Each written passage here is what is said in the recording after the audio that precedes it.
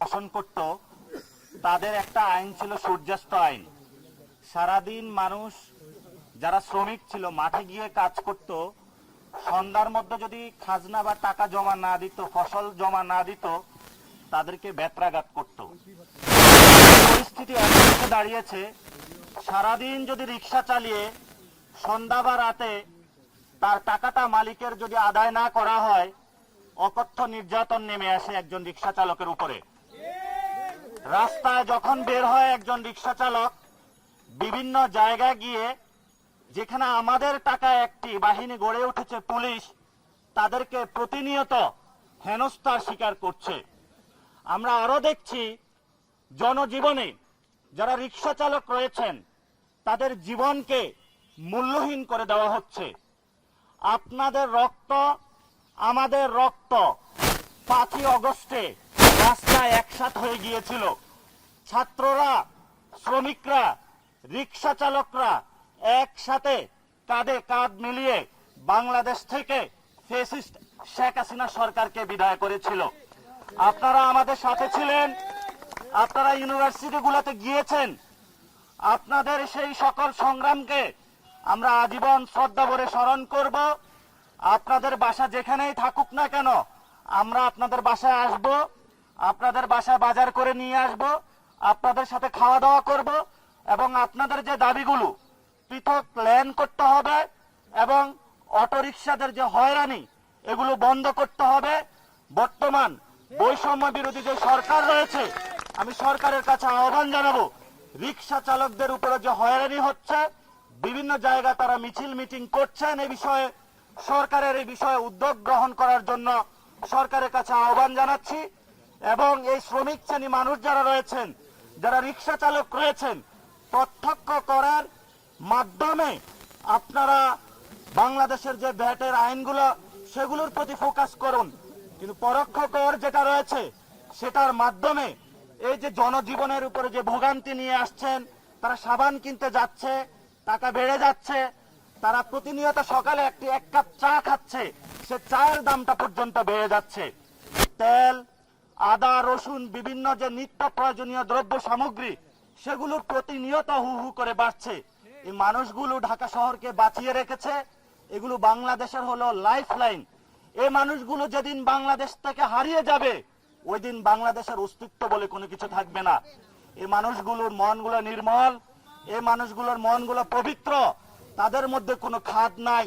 যারা উঁচুতলা বিল্ডিং এ থাকে তাদের অনেক সমস্যা, কিন্তু এই মানুষগুলো 5 আগস্টে ছাত্রদের পাশে গিয়ে নিজের বুকের তাজা রক্তটা ঢেলে দিয়েছিল।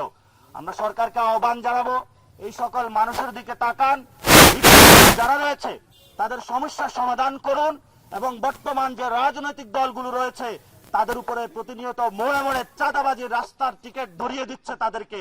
আমরা সে সকল রাজনৈতিক দলকে বলবো, রিক্সা চালক যারা রয়েছেন তাদের উপরে আপনারা চাঁদাবাজির যে খড়গ রয়েছে তা অতি দ্রুত কেন্দ্রীয় নির্দেশনা দিয়ে এটা দ্রুত বন্ধ করার পদক্ষেপ নিন। এবং বিভিন্ন রাজনৈতিক দল যারা নির্বাচনের কথা বলছে, আমরা তাদেরকে বলি, সংবিধানের মাধ্যমে শ্রমিক শ্রেণীর রাজনীতি প্রতিষ্ঠা করতে হলে একটি গণপরিষদের নির্বাচন আমরা চাই। যে গণপরিষদের নির্বাচনে যারা খেটে খাওয়া শ্রমিক রয়েছে তাদের কথাগুলো আমরা চাই। গণপরিষদ নির্বাচনের মাধ্যমে আমরা শ্রমিক শ্রেণীর যে রাজনীতি রয়েছে সেগুলোকে বাংলাদেশে প্রতিষ্ঠিত করতে চাই। আমরা ওনাদেরই সন্তান, আমরাও শ্রমিকদের সন্তান, কিন্তু আমরা আমাদের শিকড় কখনো ভুলে যাব না। আমরাও গ্রাম থেকে এসেছি, আমরা বারবার গ্রামে ফেরত যেতে চাই, এবং সেই মানুষগুলো যারা রয়েছে তাদের যে অধিকার রয়েছে সে অধিকার আমরা বাস্তবায়ন করতে চাই। এখানে একজন আহত রিক্সা শ্রমিক এসেছেন, যার এখনো বুকে বুলেট লেগে রয়েছে। তো উনি যে বুলেটটা আজকে উনি যে বয়ে বেড়াচ্ছেন, সেই শেখ হাসিনা এবং তার যারা দোষর রয়েছে তাদের এখনো বিচার করা হচ্ছে না বাংলাদেশে। আমরা সরকারকে আহ্বান জানাবো, দ্রুত বিচারের উদ্যোগ নিন, কোন রাজনৈতিক চাপ আপনারা অনুভব করবেন না। ছাত্র জনতা এখনো আপনাদের সাথে রয়েছে।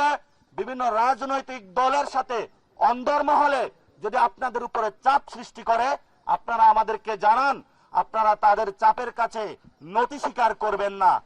অতীতেও আমরা দেখেছি রাষ্ট্রযন্ত্র আওয়ামী ফ্যাসিস্ট সরকারের কাছে নতি স্বীকার করে আমাদের বুকের উপর গুলি চালিয়েছিল। বর্তমানে বিভিন্ন রাজনৈতিক দলকে দেখছি তারা বিভিন্ন কায়দায় কলা কানুনে বাংলাদেশের যে সরকার রয়েছে বর্তমানে তাদেরকে বিভিন্ন ক্ষেত্রে প্রেসার ক্রিয়েট করছে একটি দ্রুত নির্বাচনের জন্য। আমরাও নির্বাচন চাই, আমরা নির্বাচন বিরোধী না। যারা রাস্তায় আহত নিহত হয়েছে তারা রক্ত দিয়েছে একটি গণতান্ত্রিক প্রক্রিয়ায় বাংলাদেশকে নিয়ে যাওয়ার জন্য, কিন্তু সেই গণতান্ত্রিক প্রক্রিয়ায় যাওয়ার জন্য আমরা বলি যে একটি আমাদের নতুন সংবিধান প্রয়োজন, গণপরিষদ নির্বাচন প্রয়োজন। বাংলাদেশের জনগণকে আমরা বলি আপনারা গণপরিষদ নির্বাচনের জন্য ঐক্যবদ্ধ হন। এমন গণপরিষদ আমরা চাই যে গণপরিষদের মধ্যে আমাদের যে রক্তগুলা ঝরেছে সেই রক্তগুলা ফোটায় ফোটায় লিখিত থাকবে। সরকার একটি ডেডলাইন দিয়েছে যে 15 আগস্টের মধ্যে 15 জানুয়ারির মধ্যে বাংলাদেশে একটি প্রোক্লেমেশন ঘোষণা করা হবে। ঘোষণাপত্রের মধ্যে যারা আমাদের ভাইরা রয়েছেন তারা কি কারণে ওইখানে রক্ত দিয়েছিলেন এই রক্তের দামগুলো আমরা লিখিত রূপে দেখতে চাই। সরকার গড়িমসি করছে, সময় নিচ্ছে, ছাত্র জনতাকে ধৈর্য ধারণ করতে বলছে। আমরা সরকারকে স্পষ্ট করে বলতে চাই আমরা যথেষ্ট ধৈর্য ধারণ করেছি, কিন্তু ভবিষ্যতে আমাদের ধৈর্যের বাঁধ আপনারা ভাঙবেন না। আমরা 15 জানুয়ারির মধ্যে একটি ডেডলাইন দিয়েছিলাম, কিন্তু আপনারা সেই ডেডলাইনের মধ্যে একটি কাজ সম্পন্ন করতে পারেন নাই। আপনাদের প্রতি আমরা ধিক্কার জানাচ্ছি। আমরা 15 জানুয়ারির মধ্যেই একটি সুস্পষ্ট ঘোষণাপত্র বাংলাদেশে চাই, যেই ঘোষণাপত্রের মধ্যে বাংলাদেশে যারা জুলাই গণ অভ্যুত্থানে আহত শহীদ হয়েছিল তাদের প্রত্যেকটি রক্তের ফোঁটার দাম লেখা রাখতে হবে। চাঁদাবাজ দুর্নীতি তাদের বিরুদ্ধে স্পষ্ট আওয়াজ থাকতে হবে। এবং গত 15 বছরে যে সকল মানুষের উপরে নির্মম নির্যাতন চালানো হয়েছিল সেই মানুষগুলোর যে ইতিহাস রয়েছে তা অক্ষরে অক্ষরে প্রতিফলিত থাকতে হবে। বিভিন্ন রাজনৈতিক দলকে বলছি আপনাদের শুভবুদ্ধির উদয় হোক, আপনারা সরকারের সাথে বসুন, ছাত্র জনতার সাথে আসুন এবং কোন ছল ছাতুরি করে যদি আপনারা বাংলাদেশে আবার ক্ষমতায় যাওয়ার চিন্তা করেন সেটা ছাত্র জনতা ঠেকিয়ে দিতে প্রস্তুত। আমরা মাঠে আছি, আমাদের শরীরে এখনো রক্ত আছে। বাংলাদেশ যতদিন থাকবে ততদিন এই যে শ্রমিক শ্রেণী যারা রয়েছেন, ছাত্ররা রয়েছেন, তারা মাঠে থাকবে।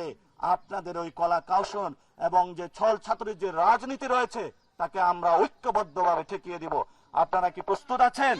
আমরা একটু সবাই হাত তুলে আজকে একটু শপথ করি যতদিন বাংলাদেশ থাকবে ততদিন আমরা বাংলাদেশের পক্ষে লড়বো কিনা। ইনশাআল্লাহ যতদিন বাংলাদেশ থাকবে আমরা বাংলাদেশের পক্ষে থাকবো। কোন রাজনৈতিক প্রেসারের কাছে আমরা নতি স্বীকার করব না। ইনশাআল্লাহ বাংলাদেশ থাকবে এবং ভ্যাটের মাধ্যমে জনগণের উপরে যে কর আরোপের বিধান করা হয়েছে, জনগণের পেটে লাথি মারা হয়েছে, আমরা সেই ভ্যাট নীতিকে বাংলাদেশ থেকে প্রত্যাহারের আবেদন জানাচ্ছি। যে চুক্তির অধীনে সরকার গিয়ে এই বর্তমান কর বা ভ্যাটের উদ্যোগ নিয়েছেন, সরকার বিভিন্ন যে প্রতিষ্ঠান রয়েছে বিশ্ব ব্যাংক বা দাতা সংস্থাগুলো, আমরা সরকারকে বলছি আপনারা তাদের কাছে এগুলো পুনর্বিবেচনার আবেদন জানান। আপনারা যদি পুনর্বিবেচনার আবেদন না জানান তাহলে শেখ হাসিনার পথে যে পথে শেখ হাসিনা পালিয়ে গিয়েছিল রাষ্ট্রযন্ত্রকে ওই পর্যায়ে যদি নিয়ে যাওয়া হয় তাহলে বর্তমান যে জনতা এবং ছাত্র জনতা রয়েছে তারাও তাদের আগে রক্তের পথে হাঁটতে বাধ্য হবে।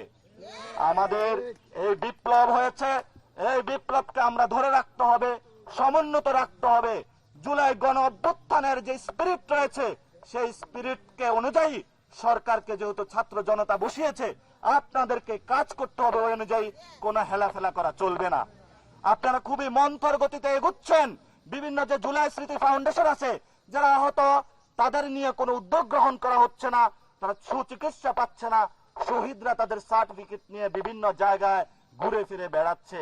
আমার আর কোন শহীদ ভাইয়ের ফ্যামিলি, কোন আহতের ফ্যামিলি যদি আর একটা বার রাজপথে নেমে আসে আমরা আবার তাদের সাথে ঐক্যবদ্ধভাবে এসব ফাউন্ডেশন এবং সরকারের যারা বিভিন্ন ব্যক্তিগত যারা রয়েছে মন্ত্রণালয় রয়েছে দুর্বার তাদের বিরুদ্ধে আন্দোলন গড়ে তুলব এবং একটি সুন্দর বাংলাদেশের প্রত্যাশা আমরা বাংলাদেশে এই শ্রমিক শ্রেণীদের মানুষের আজকে রিক্সা গ্যারেজের থেকে আমরা আবেদন জানাচ্ছি ভবিষ্যতে আমাদের লড়াই জারি থাকবে। আমরা একসাথে ঐক্যবদ্ধভাবে লড়াই করব। সেই লড়াইয়ে আপনাদের সকলকে পাশে চাই। আপনাদের সন্তান হিসেবে আপনাদের ঘরে আসবো, খাবো, আপনাদের সাথে থাকবো ইনশাআল্লাহ। আসসালামু আলাইকুম।